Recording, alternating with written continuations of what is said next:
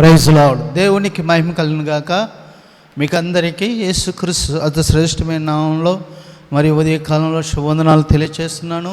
మరి ఈరోజు ఉదయకాలంలో మరి పరిశుద్ధ గ్రంథం నుండి దేవుని మాటలు కొన్ని ధ్యానం చేసుకుందాము. యెషయా గ్రంథము 58వ అధ్యాయము మరి 11వ వచనాన్ని మరి చివరి లైన్ నేను చదువుతాను. మధ్యగా లైన్లో ఉన్నటువంటి వాక్యాన్ని నేను చదువుతాను. మీరందరూ కూడా దయచేసి ఆలకించండి.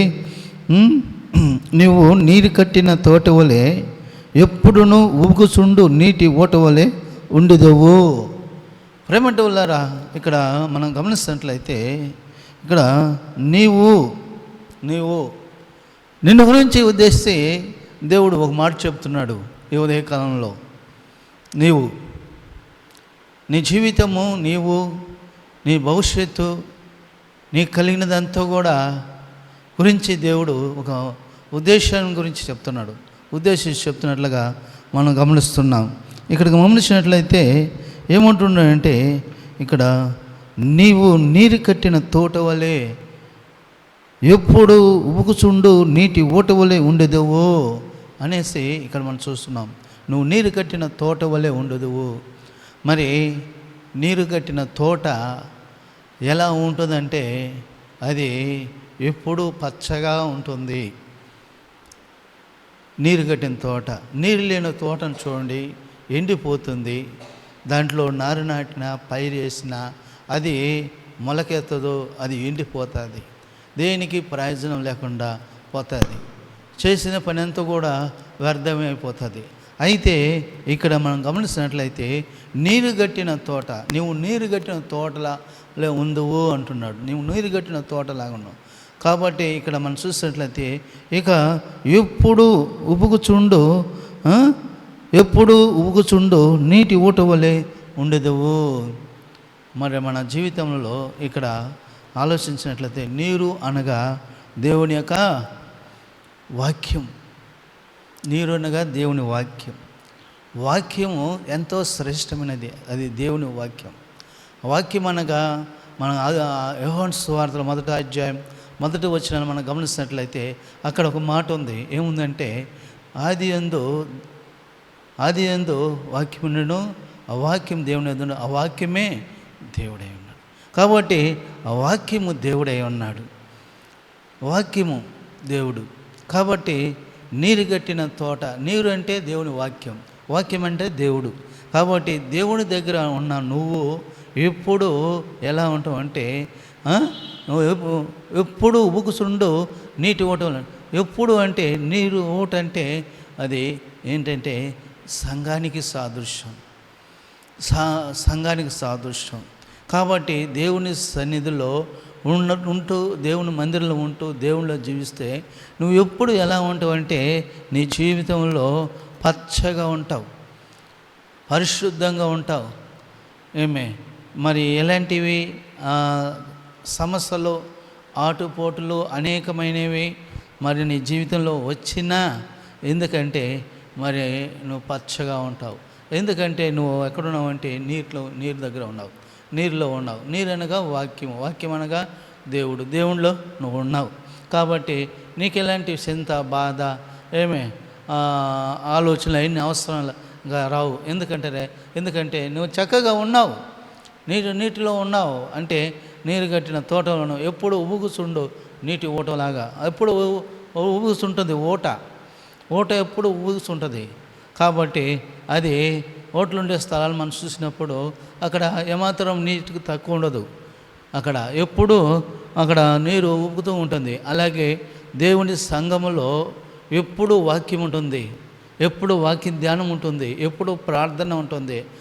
ఎప్పుడు పరిశుద్ధులు ఉంటారు, దేవుని బిడ్డలు ఉంటారు. దేవునితో సహవాసం కలిగి ఉన్నప్పుడు నువ్వు ఎలా ఉంటావు అంటే ఎప్పుడు ఊగుచుండు నీటి ఊట వల్లే ఉందువు. కాబట్టి మరి అక్కడ ఆ నీటి ఊటలో ఉన్నప్పుడు, లేక నీరు కట్టిన తోట వల్ల ఉన్నప్పుడు ఇక నీకు ఏ సమస్య ఉండదు. ఆడ ఏ ఇబ్బంది ఉండదు, ఏ కష్టం ఉండదు, ఏ సంబంధం, ఏ ఇబ్బంది ఉండదు. ఎప్పుడు ఆడ ఆనందంగా ఉంటావు, సంతోషంగా ఉంటావు, నెమ్మదిగా ఉంటావు. నీకు ఏమీ కొదువు ఉండదు. అక్కడ అన్నీ ఉంటాయి. కాబట్టి మరి ఉదయకాల సమయంలో మనం గమనించినట్లయితే ప్రేమంటే వాళ్ళారా, నువ్వు నీరు గట్టిన తోట వలె ఉందువు. నీ జీవితంలో ఏది చేసినా సఫలీకృతమవుతుంది, అది ఫలిస్తుంది, అది పెరుగుతుంది, అది ఎక్కువ అవుతుంది, అది అనేక మందికి ఆహారం ఇస్తుంది. నీరు గట్టిన తోట, ఆ తోటలో మరి ఏదేసినా నీకు ఆహారము ఎప్పుడూ సమృద్ధిగా ఉంటుంది. నీకు దేవుడు సహాయమో చేస్తూ ఉంటాడు. కాబట్టి అది చింతన అందదు, అది కాపు మానదు, ఎప్పుడు ఉంటుందని చెప్పేసి మనం చూస్తున్నాం. కాబట్టి ప్రేమంటారా, అది ఎక్కడుందంటే నీరు గట్టిన తోటలో. నీరు గట్టిన తోట, ఆ తోటలో ఉన్నంటే ఆ యొక్క విత్తనాలు వేసినా, పైరు వేసినా, ఏదేసినా అది ఎలా వస్తుందంటే సమృద్ధిగా వస్తుంది, పచ్చగా వస్తుంది.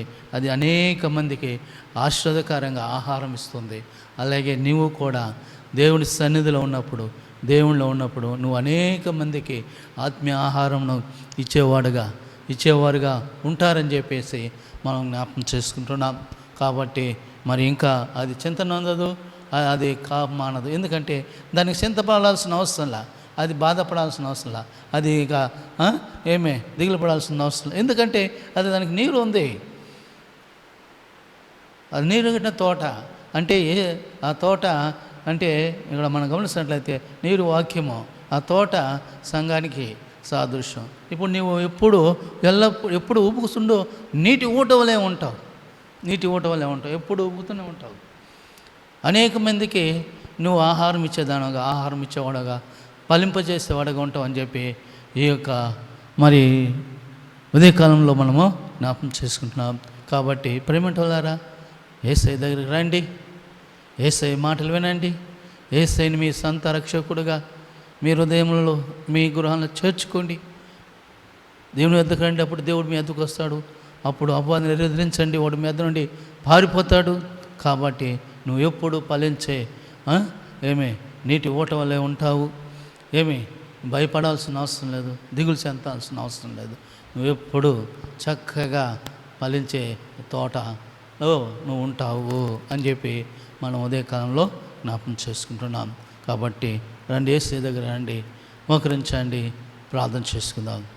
ప్రేమ నమ్మకమైన ప్రియ పరలోకపు తండ్రి, యేసయ్య నీకు వందనాలు. ఉదయ కాలంలో నీ మాటల చేత మమ్మల్ని తృప్తిపరిచినందుకు, మనల్ని బలపరిచినందుకు నీకు స్తోత్రం చెల్లిస్తున్నాను. ఈరోజు వినబడిన వాక్యం అనేక మంది హృదయాలలో నాయన నింపండి, స్థిరపరచండి, సహాయం చేయమని. సాతాను ఎత్తుకుని పోకుండా నీరు గట్టిన తోటలో ఉన్నట్టుగా అందరూ నీ సంఘంలో నీ సన్నిధిలో ఉన్నట్లు ఆశీర్వదించి దీవించి నడిపించమని, బలపరచమని, వారి ఇబ్బందులన్నీ తీర్చి, వారు ఏ సమస్యలో ఉన్నారో, అప్పుల బాధలు ఉన్నారా, ఆర్థిక ఇబ్బందులు ఉన్నారా, గర్భఫలం లేకున్నారా, ప్రభువా ఏ సమస్యలో బాధపడుతున్నారో, కొట్టుమిట్టాడుతున్నారో అలాంటి వారందరితో మీరు మాట్లాడి మీ సన్నిధానికి నడిపించమని, రక్షించి కాపాడమని, నీ యొక్క నీరు కట్టిన తోటలోనికి వారందరూ నడిపించి సహాయం చేయమని, దీవులు పొందుకున్నట్టు సహాయం చేయమని యేసయ్య నామమున ప్రార్థిస్తున్నాం తండ్రి, ఆమేన్. యేసయ్య మిమ్మల్ని దీవించి ఆశీర్వదించును గాక. మీకు అందరికీ వందనాలు.